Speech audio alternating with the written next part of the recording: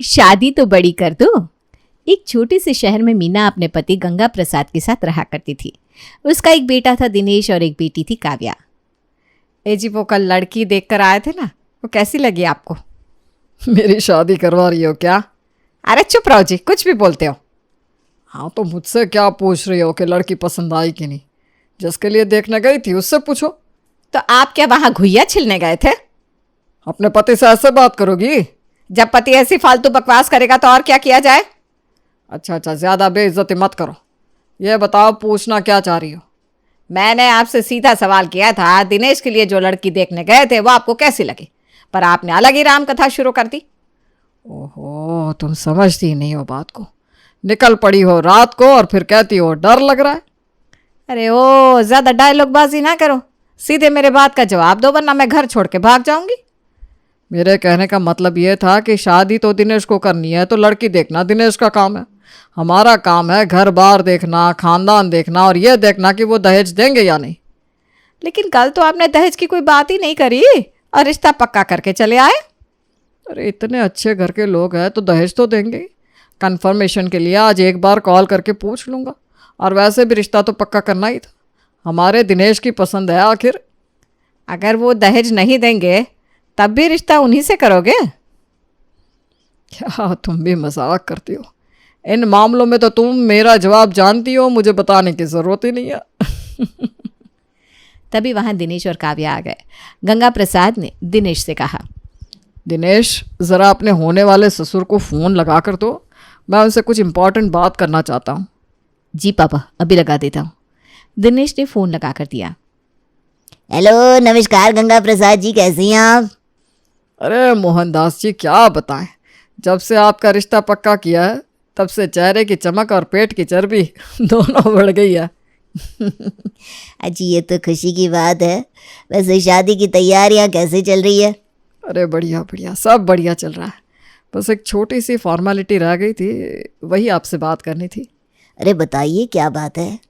वो दहेज का हिसाब किताब तय करना था। आप तो समझ रहे हैं, ज़माना बहुत आगे बढ़ गया है, लेकिन कुछ परंपराएं छोड़ने से समाज में इज्जत घट जाती है। भाई साहब, तो आप दहेज में क्या क्या दे रहे हैं? ये सुनते ही मोहनदास की अचानक आवाज़ बदल गई, जैसे उसे सांप सूंघ गया हो। दहेज?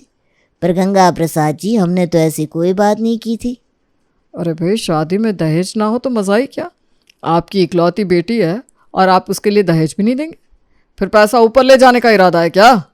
देखिए गंगा प्रसाद जी, दहेज लेना और देना दोनों गलत है। हम अपनी बेटी को खुशी खुशी विदा करेंगे, लेकिन दहेज नहीं देंगे। जी मोहनदास जी, आप बहुत सीधे आदमी लगते हैं। अब बताइए, अगर मेरी बहू के पास फ्रिज, टीवी, वॉशिंग मशीन ना हो तो वो किसके घर जाएगी? मथुरा वृंदावन के संतों के पास? और फिर पड़ोसी क्या कहेंगे? देखो देखो, गंगा प्रसाद के यहाँ बहू खाली हाथ आई है। ये समाज ना बड़ी बेरहम चीज़ है भाई साहब। समाज कुछ भी कहे, मैं दहेज नहीं दूंगा। अच्छा ठीक है, चलिए दहेज का नाम बदल देते हैं, इसे शगुन कह लेते हैं। अब बताइए, शगुन में क्या क्या दे रहे हैं आप? गंगा प्रसाद जी, आप समझ नहीं रहे। अच्छा, मैं समझ गया। अब मैं आपको ना एक लिस्ट भेज रहा हूँ, उसे देख लीजिए। जो भी आपकी श्रद्धा हो भेज दीजिएगा। अब ज़रा ध्यान रखना, श्रद्धा छोटी ना हो। गंगा प्रसाद फ़ोन काट देता है और खुशी खुशी दिनेश की तरफ मुड़ता है। लो बेटा, अपने ससुर जी को लिस्ट भेज दो व्हाट्सएप पर। जल्दी करो ताकि वो बैंक जाकर पैसे निकाल सके। दिनेश थोड़ा हिचकिचाता है, लेकिन मीना खुश होकर कहती है, वाह जी वाह, अब आएगा असली मज़ा। हमारी बहू घर आए और दहेज की चमक से घर रोशन ना हो, यह कैसे हो सकता है? आखिरकार दबाव में आकर मोहनदास को दहेज देना ही पड़ा। शादी धूमधाम से हो गई और ससुराल में बहू के साथ साथ ढेर सारे गहने, कार, फ्रिज, एसी और वॉशिंग मशीन भी आई। गंगा प्रसाद ने सबके सामने दहेज का दिखावा शुरू कर दिया। देखिए भाई साहब, ये सब हमारे दिनेश के ससुराल से आया है। देखिए, नया टीवी, वॉशिंग मशीन और ये देखिए कार की चाबी। हाँ, ये देखो, मैं भी अब इस झाड़ू से पोछा नहीं लगाऊंगी क्योंकि हमारे पास अब मशीन आ गई है। अरे वाह वाह, बहुत शानदार। लेकिन आप लोग बहू को छोड़कर बस दहेज की बातें क्यों कर रहे हो? अरे भाई, लगता है आपको कभी दहेज नहीं मिला, इसीलिए ऐसी बातें कर रहे हो। इस पर पूरा घर हंसी से गूंज उठा। गंगा प्रसाद और मीना ने अपनी बहू संगीता के साथ आए भारी भरकम दहेज को उनके आंगन में सजाया था। हर आने जाने वाले को गर्व से दिखाया जा रहा था। वो कहा जाता है ना कि दुल्हन ही दहेज है, लेकिन इनके लिए दरअसल दहेज ही दुल्हन बन गया था। फिलहाल ये समय तो जैसे तैसे निकल गया, लेकिन फिर बारी आई काव्या की शादी की। काव्या ने अपने लिए लड़का खुद ही पसंद कर लिया था। मम्मी पापा, मुझे आप लोगों से एक ज़रूरी बात करनी है। हाँ बेटा, बोलो क्या बात करनी है। मुझे हितेन पसंद है और मैं उससे शादी करना चाहती हूँ। काव्या को लगा था ये सुनने के बाद उसके माँ बाप उसे डांटेंगे, लेकिन गंगा प्रसाद मीना की ओर देखकर मुस्कुराए और बोले, अरे वाह, बहुत अच्छा किया। हमें तो लगा कि तुम हमसे छुपाओगी, लेकिन देखो कितनी समझदार हो। सही कहा, लव मैरिज तो फैशन में है। हाँ, बस लड़का अच्छा होना चाहिए। काव्या बहुत खुश थी कि उसके माता पिता कितने आधुनिक सोच वाले हैं, लेकिन जैसे ही काव्या कमरे से गई, गंगा प्रसाद ने मीना को आंख मारी और बोले, अच्छा हुआ बच गए, अब हमें दहेज नहीं देना पड़ेगा। हाँ, लव मैरिज में कहाँ दहेज दिया जाता है। और वैसे भी हम कौन से पागल हैं जो अपना पैसा किसी और के घर भेजे। दोनों जोर जोर से हंसने लगे। कुछ दिनों बाद काव्या ने दोनों परिवारों की मीटिंग तय कर दी। गंगा प्रसाद, मीना, दिनेश और संगीता बड़े ठाट बाट से हितेन के घर पहुंचे।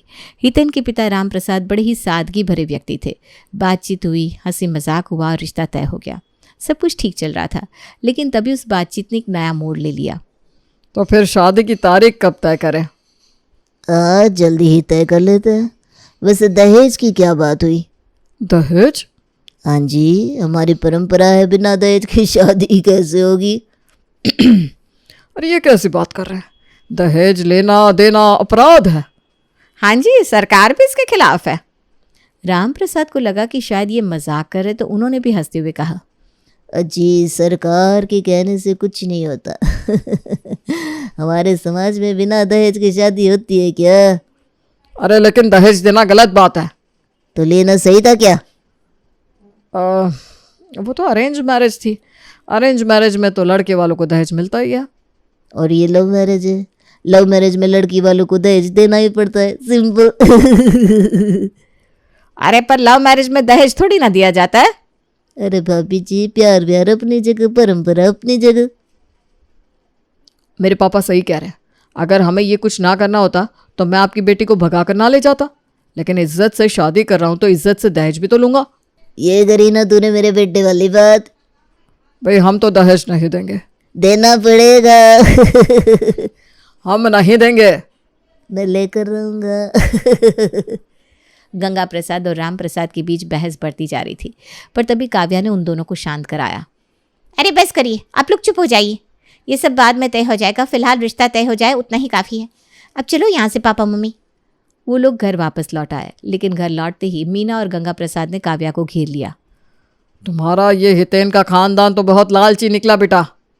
काव्या बेटा, तू पागल तो नहीं हो गई? तोड़ दे ये रिश्ता। नहीं, हितेन से प्यार करती हूँ मैं, उसके बिना नहीं रह सकती। तो तू क्या कह रही है, हम दहेज दे?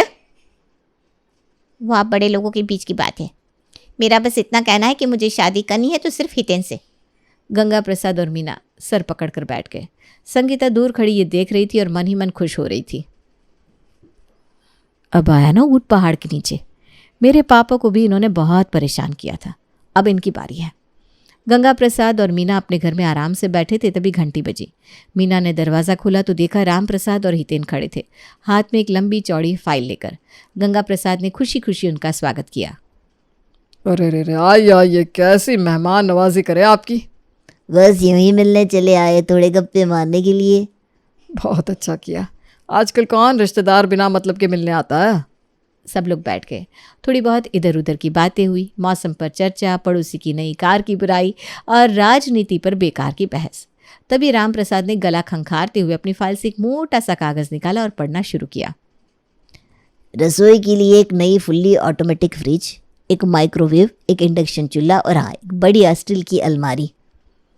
ये आपने क्या पढ़ना शुरू कर दिया? अरे रे रे, नहीं समझे आप?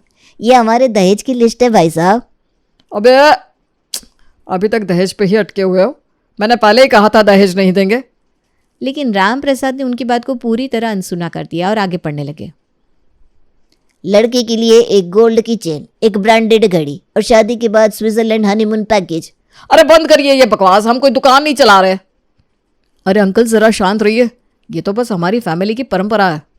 हे भगवान, एक बार सोच रही थी कि हमारा दामाद मॉडर्न निकलेगा, लेकिन ये तो पूरा जमाने से पीछे चल रहा है। बस करिए, चुप हो जाइए। और हाँ, इन्वर्टर भी होना चाहिए, लाइट बहुत जाती है आजकल। अरे ये आदमी अपने कान घर छोड़कर आया है क्या? सुन ही नहीं रहा, बस बोले जा रहा है बोले जा रहा है। काव्या से भी रहा नहीं गया। वो मीना के पास जाकर फुसफुसाई, मम्मी इन दोनों को चुप कराओ ना, मेरे तो सिर में दर्द होने लगा है। तो मैं क्या करूं? तुम्हारे पापा दहेज देने को तैयार नहीं है और ये लोग लेने को अड़े बैठे हैं। राम प्रसाद ने आखिरकार पूरी लिस्ट पढ़ दी और फाइल बंद करके बोले, देखिए, ये सब देना ज़रूरी है। आप चाहे तो मैं इस लिस्ट को फैक्स भी कर सकता हूँ। अरे भाई हमारे पास पैसा नहीं है, सब कुछ बेटे की शादी में खर्च कर दिया। तो क्या हुआ, उधार ले लीजिए, सारे बाप ऐसे ही तो दहेज देते हैं। हम ये रिश्ता ही खत्म कर देते हैं। पर गंगा प्रसाद के इस वाक्य का भी किसी पर कोई असर नहीं पड़ा। पर काव्या खड़े होकर चिल्ला पड़ी, पापा, अगर मेरी शादी हितेन से नहीं हुई तो मैं घर छोड़ दूंगी। घर में सन्नाटा छा गया। हितेन के चेहरे पर हल्की सी मुस्कान थी, जैसे उसे अपनी जीत का एहसास हो गया हो। दूसरी ओर दिनेश ने भी गंगा प्रसाद को समझाने की कोशिश की। पापा थोड़ा झुकना पड़ेगा, आखिर हम लड़की वाले हैं। अबे तभी तो चुप रह, जो जाएगा मेरी जेब से जाएगा, तुझे बोलने का हक किसने दिया? काव्या जोर जोर से सिसकियां भरने लगी और बैग पैक करके दरवाजे की ओर चल दी। ठीक है, मत तो, आप कुछ भी मत तो, मैं जा रही हूँ घर छोड़कर। अरे बिटिया कहाँ जा रही हो? रुक जा। ठीक है, हम कुछ सोचते हैं, लेकिन पूरी लिस्ट नहीं देंगे। ठीक है, सोच लीजिए। वैसे एक ज़रूरी बात बताना भूल गया, हमारे यहाँ परंपरा है कि शादी से पहले लड़का सिर्फ अपने ससुर के पहने हुए कपड़े ही पहनता है।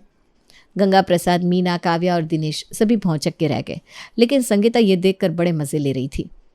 अरे वाह, ये तो कुछ नया सुनने को मिला। ये तो हमने कभी नहीं सुना। हमारे गांव की परंपरा है जी। या तो आप उसे अपने खरीदे हुए कपड़े दे दीजिए या पैसे दे दीजिए, ताकि हम उसके लिए नए कपड़े सिलवा सकें। ठीक है, जो करना है कर लीजिए। राम प्रसाद और हितेन हंसते हुए चले गए। फिर अगले हफ्ते राम प्रसाद का फ़ोन आया। देखिए, शादी का दिन और तारीख तय करनी है। हमारे यहाँ परंपरा है कि दोनों परिवारों को एक साथ मिलकर ये करना होता है। आप आ जाइए। ठीक है, हम आते हैं। गंगा प्रसाद अपने पूरे परिवार के साथ उनके घर पहुंचे। पंडित जी ने मुहूर्त निकाला और शादी की तारीख पक्की हो गई। सब कुछ सही चल रहा था, तभी राम प्रकाश बोला, अरे एक ज़रूरी बात बताना रह गया। हमारे यहाँ परंपरा है कि बहू नई कार में ही आती है, इसलिए शादी के बाद उसे एक नई कार में लाना पड़ेगा। अच्छा, तो हम कार लाएंगे, काव्या को बिठाएंगे और फिर वापस कार शोरूम में छोड़ देंगे। ऐसा कैसे हो सकता है? लोग क्या कहेंगे? बहू आई और कार चली गई, इससे तो हमारी इज्जत पर बट्टा लग जाएगा। मैं तो कह रही हूँ काव्या, तू घर से भाग ही जा। क्या मम्मी, आप कुछ भी बोलती हो? और कार छोटी नहीं होनी चाहिए। हमारे यहाँ रिवाज है कि विदाई में दूल्हा दुल्हन के साथ कम से कम 4-5 लोग तो आते ही हैं, तो बड़ी वाली होनी चाहिए। ठीक है, मैं ऐसा करूँगा, अभी जाके खुद को बेच दूंगा कहीं, उसके बाद जो पैसे मिलेंगे उससे बड़ी कार ले आऊँगा। उन लोगों ने गंगा प्रसाद की बात को मजाक में उड़ा दिया। गाड़ी में बैठते ही सबने राहत की सांस ली। अबे ओ ड्राइवर, जल्दी चलो, जब तक ये लोग कोई और फरमान जारी ना कर दे। वो लोग अभी चले ही थे कि फ़ोन की घंटी बजी। स्क्रीन पर चमकता नाम देखकर गंगा प्रसाद की प्रेशर में फिर से उबाल आ गया। राम प्रकाश। अब ये क्या नई आफत लाया? अरे गंगा प्रसाद जी, बड़ी ज़रूरी बात बताना भूल गया। अब क्या पूरा बैंक अकाउंट ही ट्रांसफर करवा दे? नहीं नहीं नहीं नहीं, छोटी सी परंपरा है। हमारे यहाँ शादी में लड़के के घर की सभी महिलाओं को सोने का एक एक सेट देना पड़ता है। अब ज़्यादा रिश्तेदार तो है नहीं, मौसी और बुआ है बस। ये क्या, हमारी कोई औकात नहीं है सोना वोना देने की। तो इसकी बुआ शादी होने नहीं देंगी। हाँ, गंगा प्रसाद के हाथ से फ़ोन छूट गया। उसका माथा चकराने लगा और उसने झटके में कार का दरवाज़ा खोलकर बाहर कूदने की कोशिश की, लेकिन दिनेश ने उसे कसकर पकड़ लिया। पापा पागल हो गए हो क्या? शादी करवाने चले थे, खुद की 13वीं तो मत करवा लो। अरे बेटा, मैं अब इस शादी में नहीं, सीधे हरिद्वार ही जाऊंगा और सन्यासी बन जाऊंगा। अरे पापा जी, इस पर इतना परेशान क्या होना? दहेज का तो वैसे भी आपको बहुत शौक था। हाँ, देने का नहीं लेने का।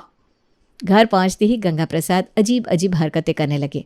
कभी अपने बाल नोचते, कभी दीवार से सिर मारते। अजी आप ठीक तो है? हाँ एकदम बढ़िया हूँ, बस सोच रहा हूँ तुम्हें भी गहनों में तोल दूँ। अरे पापा थोड़ा पॉजिटिव सोचिए, शादी में लेना देना होता ही है। ज्ञान मत दे मुझे, पैसे मेरी जेब से जाने तेरे नहीं। इतने में फिर फोन बजा। राम प्रकाश। अरे अरे एक छोटी सी बात और थी, शादी के बाद लड़के लड़की को रहना कहाँ ये भी तो तय करना होता है। रहना कहाँ है से क्या मतलब? शादी करके काव्या तुम्हारे घर तो आएगी या अनाथ आश्रम भेजने का इरादा है? नहीं नहीं नहीं नहीं, हम मॉडर्न लोग हैं, हम नहीं चाहते कि सिर्फ लड़की अपना घर छोड़े, लड़के को भी अपना घर छोड़ना चाहिए और कहीं तीसरी जगह रहना चाहिए। क्या घर भी हमें खरीद कर देना पड़ेगा? बिल्कुल, मैंने देख लिया है, बस आपको आकर एडवांस भरना है। राम प्रसाद का दिमाग अब पूरी तरह से फ्यूज हो चुका था। उन्होंने झटके में फ़ोन उठाया और पूरी ताकत से दीवार पर दे मारा। हे भगवान, ये तो सच में पागल हो गए। अबे ये शादी नहीं, डाका है डाका। पापा उनकी बात तो सही है, आखिर लड़का लड़की बराबर होते हैं, क्यों ना दोनों को नया घर दिया जाए। अब तू भी इनका ही साथ दे रही है? हाँ पापा, मैं भी ना एक फेमिनिस्ट हूँ। गंगा प्रसाद जमीन पर बैठ गए और आसमान की तरफ हाथ जोड़कर बोले, हे भगवान, या तो मुझे उठा ले या राम प्रकाश को उठा ले। कुछ दिन और गुजरे और तिलक का दिन आया। सब कुछ अच्छे से हो गया, लेकिन फिर हम तो तिलक में रिटर्न गिफ्ट भी देते हैं, ये लीजिए कैश। अरे वाह, पहली बार इन लोगों ने भी खर्चा किया। अरे हाँ, वैसे शादी में जितने लोग आएंगे उनको आप सबको भी रिटर्न गिफ्ट देना होगा, पता है ना? अब गंगा प्रसाद की सब्र का बांध टूट गया। बस अब और नहीं, शादी कैंसिल। चारों तरफ शांति छा गई, लेकिन वहां गंगा प्रसाद की बहू संगीता के पिता मोहनदास भी मौजूद थे। वो बोले, गंगा प्रसाद जी, आपको शायद याद ना हो, लेकिन आपने भी मेरी बेटी की शादी में ऐसा ही किया था। मेरी भी दहेज देने की औकात नहीं थी, लेकिन मजबूरी में मैंने दिया। अब जब आप लड़की वाले बनकर इसे सहन नहीं कर पा रहे, तो सोचिए हमने क्या महसूस किया होगा। आप सही कह रहे हैं मोहनदास जी। जब मैं लड़के वाला था तो मैंने एक बार नहीं सोचा कि आपके ऊपर क्या गुजर रही होगी, लेकिन अब मुझे समझ में आ रहा है कि लड़की वाला होना कैसा होता है। मुझे माफ़ कर दीजिए राम प्रकाश जी, आप भी मुझे माफ़ कर दीजिए, पर मैं इतना सब कुछ नहीं दे सकता। ये सुनते ही काव्या, हितेन और राम प्रकाश हंसने लगे। गंगा प्रसाद जी, ये सब एक प्लान था आपको सबक सिखाने का। हमें कोई दहेज वहेज नहीं चाहिए। क्या मतलब? ये सब एक ड्रामा था? बिल्कुल, आपको ये दिखाने के लिए कि दहेज लेना और देना दोनों ही गलत है। मुझे माफ़ कर दो, अब ना कभी दहेज लूँगा ना ही दूंगा, और जो लिया है वो भी वापस कर दूंगा। सब हंस पड़े।